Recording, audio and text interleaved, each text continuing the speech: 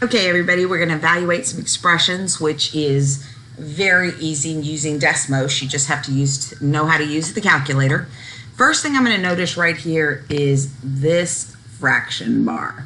So I want to go ahead and add that first by using the A divided by B key on Desmos.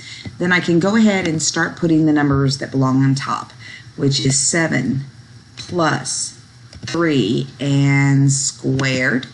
Then I'm going to use my arrow to go into the denominator. Okay, so I'm going to start by using my square root button. Then -7 plus 2. I'm going to close my square root. Then I'm going to have plus parentheses -3 and close parentheses. And before I do anything else, I'm going to recheck. On top, in the numerator is 7 plus 3 squared. In the denominator is the absolute value of -7 plus 2 plus parentheses -3 close parentheses. So that means the answer to this is 8. Always double, triple check these because you don't want to miss any of them. Okay? So let's go on to the next one, and then I'm going to come over and clear my calculator. Again, we've got this, division bar here, or fraction bar, so I'm going to use my A divided by B to go ahead and make sure that I have a top and a bottom that's easy to get to.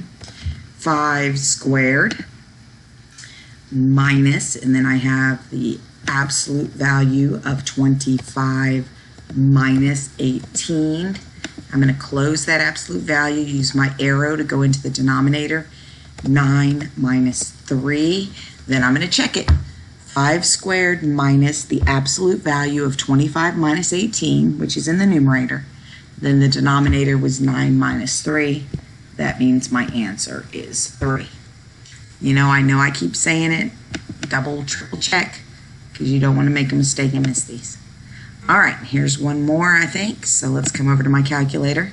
I'm going to start with 7 minus, I'm going to open parentheses, 4 squared plus, then I'm going to open my absolute value bar, 6 minus 8.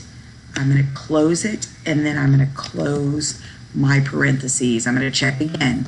7 minus parentheses, 4 squared plus absolute value of 6 minus 8.